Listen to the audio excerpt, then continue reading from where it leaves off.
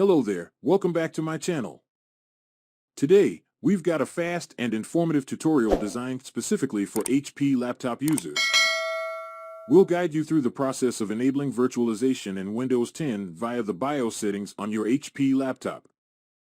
This step is essential for smoothly running virtual machines and other virtualization software.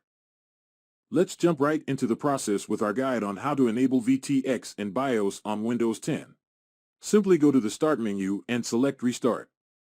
This will give us access to the BIOS settings. As your laptop restarts, you'll need to access the BIOS settings.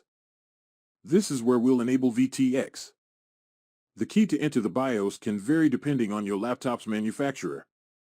For HP laptops, it's usually the F10 key, but it could also be F2 or F12 on some models. Check your laptop's manual or look for a message during startup to determine the correct key for your laptop. Once you're in the BIOS settings, you'll see different tabs. Navigate to the System Configuration or similar tab using the arrow keys. Inside the System Configuration tab, you'll find the Virtualization Technology option. This is what we need to enable. Select it and press Enter. Now, you should see options to disable, enable, or set it to auto. Choose Enable and hit Enter. With VTX enabled, save the changes and exit the BIOS settings. This option is usually located at the bottom of the BIOS screen. Select Save Changes and Exit or a similar option.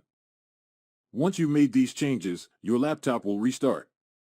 Now, you can open VirtualBox and try starting your virtual machine again. And there you have it. Thank you for joining us today on this quick and informative tutorial designed specifically for HP laptop users.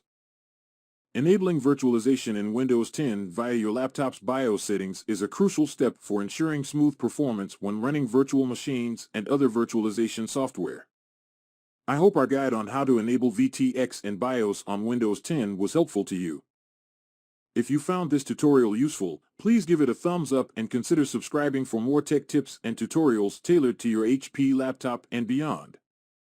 If you have any questions or encounter any issues during the process, don't hesitate to leave a comment below, and we'll do our best to assist you.